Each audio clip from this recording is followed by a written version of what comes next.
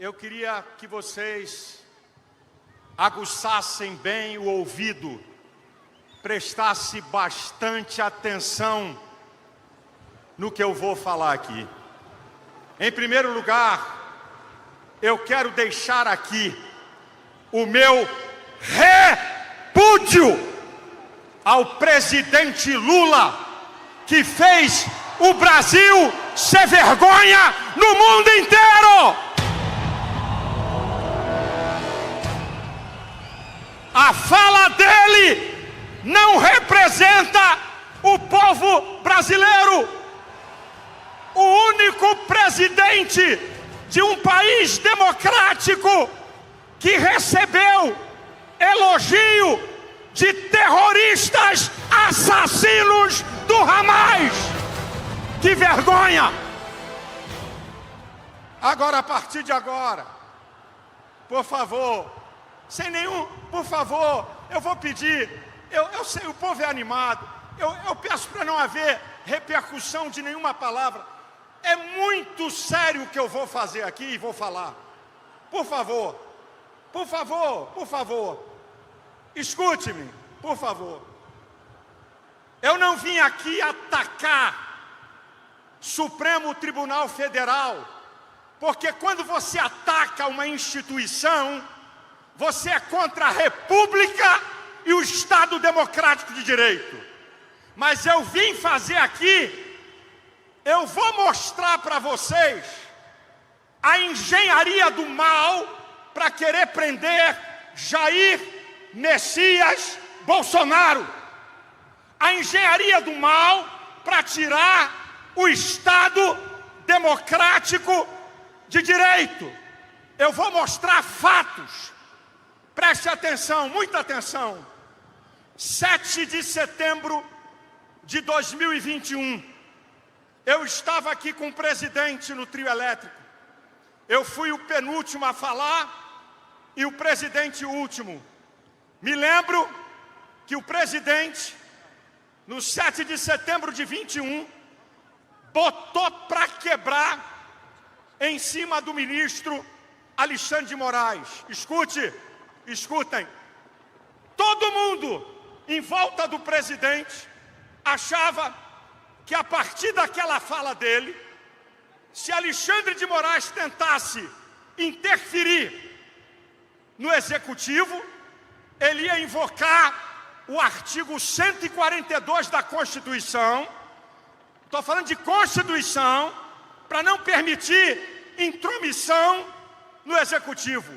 Pasmem, o presidente que é chamado de truculento, o presidente que é chamado de um cara que não negocia nada, Michel Temer, patrono de Alexandre de Moraes, procurou o presidente.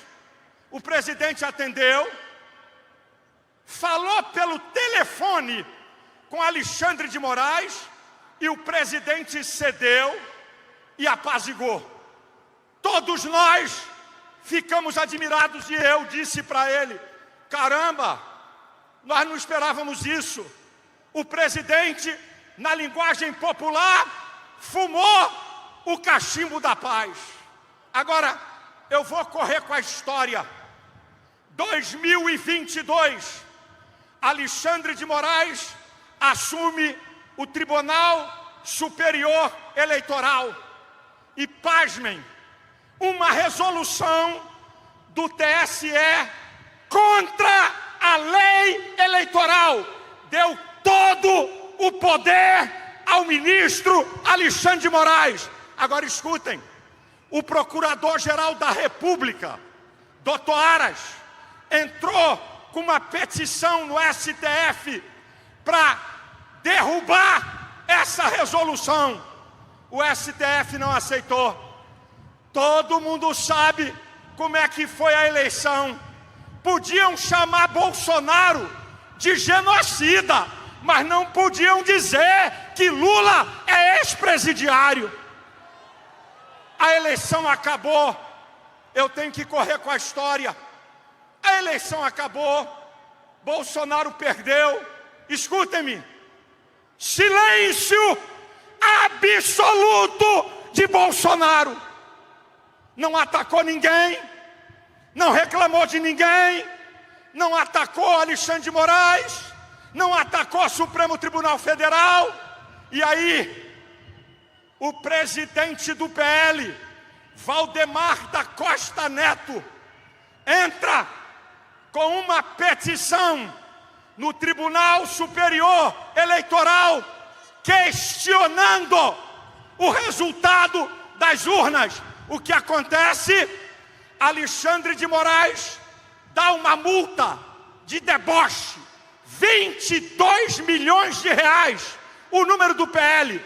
Agora eu vou parar a história. E nós vamos retroceder na história.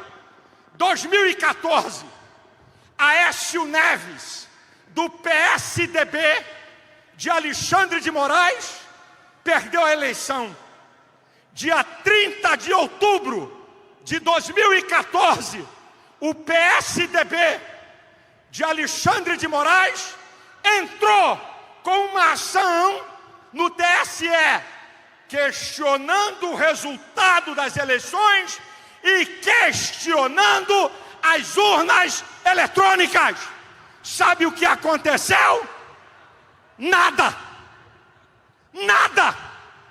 O PSDB de Alexandre de Moraes não foi multado. Era um direito constitucional questionar a eleição. Eu vou correr com a história. Bolsonaro calado foi embora para a América, sem atacar ninguém, sem falar mal de ninguém. Chegamos no dia 8, o fatídico dia 8. Baderneiros que nós não concordamos quebraram em Brasília. Começou então a narrativa de golpe. Eu tenho algumas perguntas para fazer à imprensa que está aqui e ao povo brasileiro. Eu quero perguntar, primeiro, por que Lula saiu às pressas de Brasília e foi para Araraquara? A enchente em Araraquara foi dia 28 de dezembro. 10 dias antes, ele foi avisado que ia ter baderna? Outra pergunta, cadê os vídeos gravados pelas câmeras do governo? Cadê eles? Cadê os vídeos que estão em posse de Alexandre de Moraes? O povo tem que saber quem está por trás dessa safadeza e daquela baderna.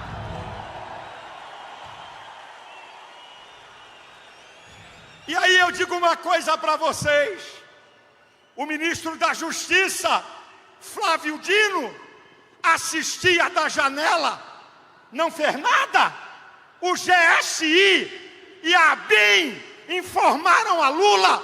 E outra, escute, brasileiros, porque o chefe do GSI, General Gonçalves, porque Alexandre de Moraes não mandou prender ele, porque ele não foi indiciado, porque se foi golpe, ele foi a favor do golpe. Isso é uma vergonha, gente. É uma narrativa vergonhosa. Escute por favor. Isso aqui é sério. Eu estou mostrando a história real.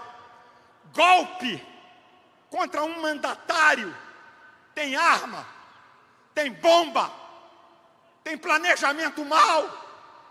Uma mulher com a Bíblia e o crucifixo, católica, que entrou no Senado e sentou na mesa do presidente do Senado, golpista, 17 anos de cadeia.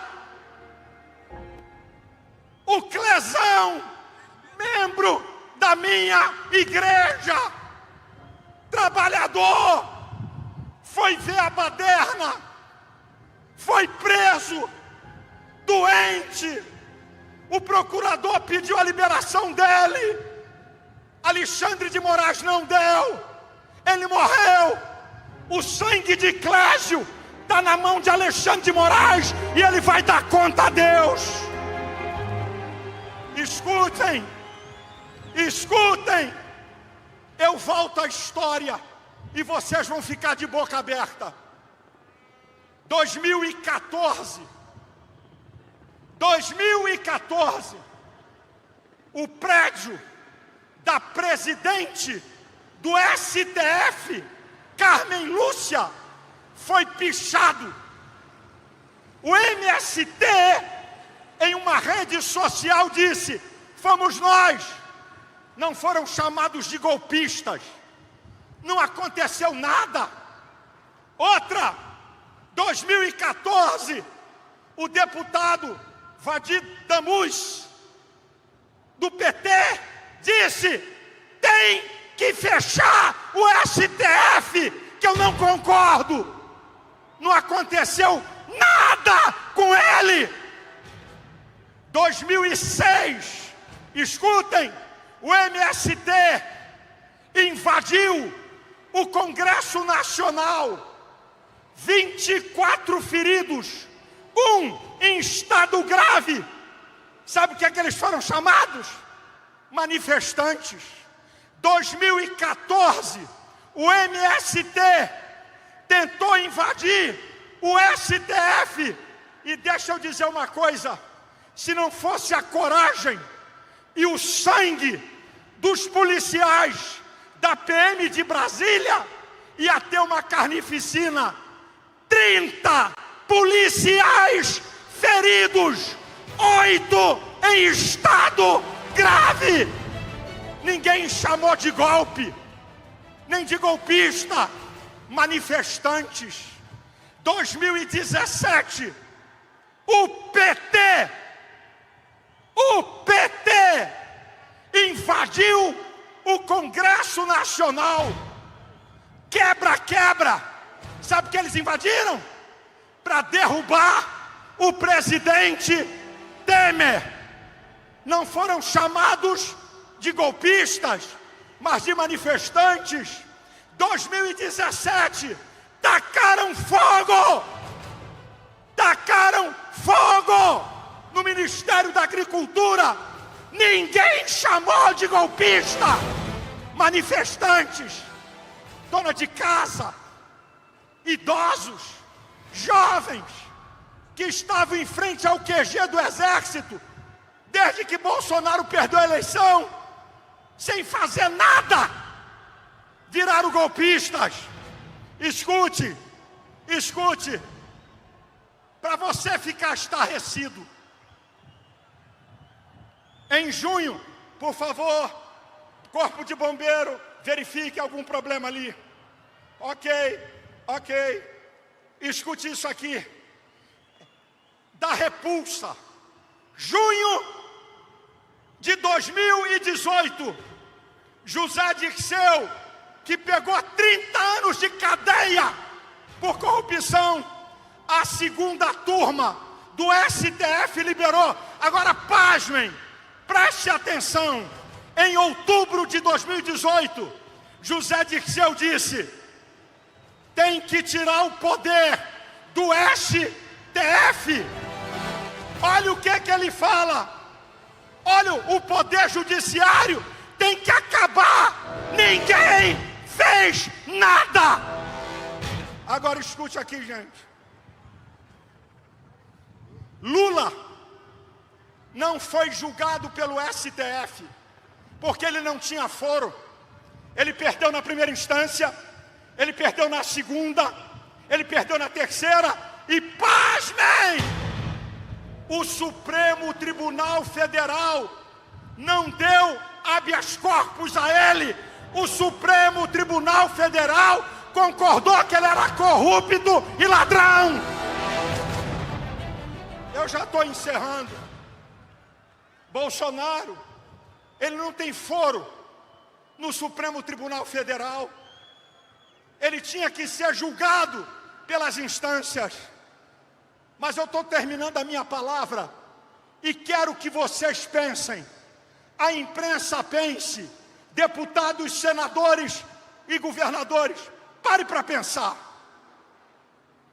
Um Estado democrático de direito, como Estados Unidos, Alemanha, França, Itália e vai por aí afora, ninguém tem medo de falar em manifestação, ninguém tem medo de expor seu pensamento nas redes sociais. Olha o que está acontecendo no Brasil. Deputado com medo de falar, senador com medo de falar, brasileiros com medo de falar. Que democracia é essa? Que o povo está com medo de falar. O Estado democrático está em perigo. Agora, minha gente, escute isso aqui. O Corpo de Bombeiros, atenda. Ok, obrigado. Atenda, obrigado.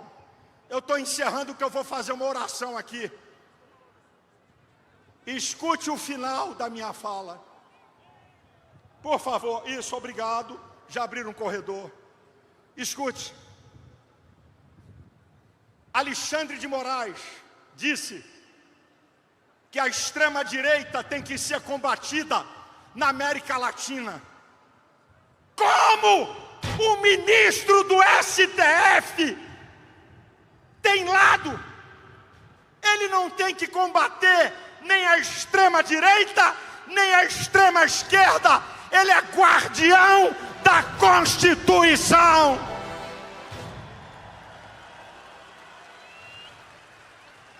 O presidente do STF, ministro Barroso, disse: nós derrotamos o bolsonarismo.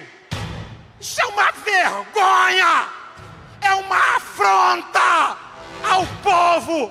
Eu quero dizer, sabe quem é o supremo poder dessa nação?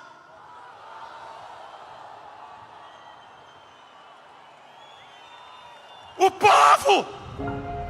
Todos nós temos que nos submeter ao povo.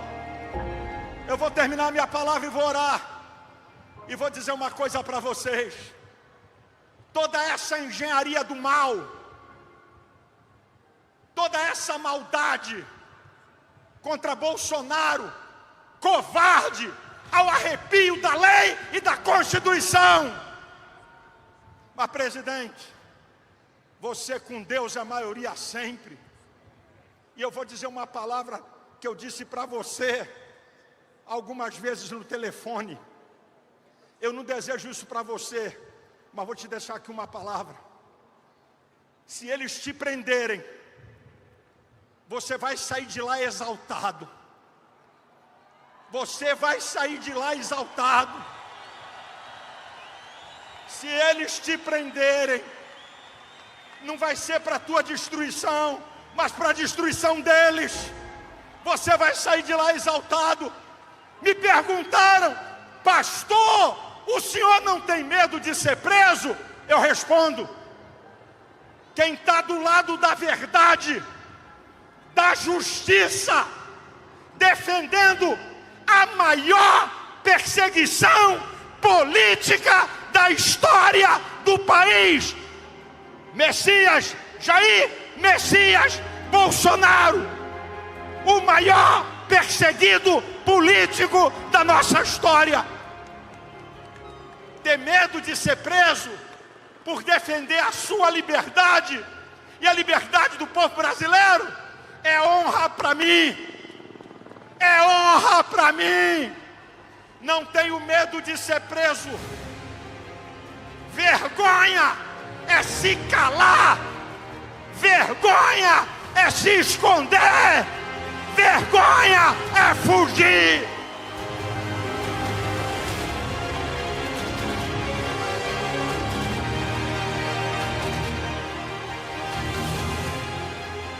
Eu termino para orar citando um texto da Bíblia que me move. Hebreus 13:6. O Senhor é o meu ajudador. Não temerei o que me possa fazer o homem. Deus abençoe você. Deus abençoe tua família. Deus abençoe a querida pátria brasileira. Deus nos livre desses homens maus. Eu sou desafinado, mas eu vou terminar antes de orar, cantando um pedacinho do hino da independência. Brava gente brasileira, longe vá, temor servil, ou ficar a pátria livre, ou morrer pelo Brasil. Ou ficar a pátria livre, ou morrer pelo Brasil. Mais uma vez, brava gente.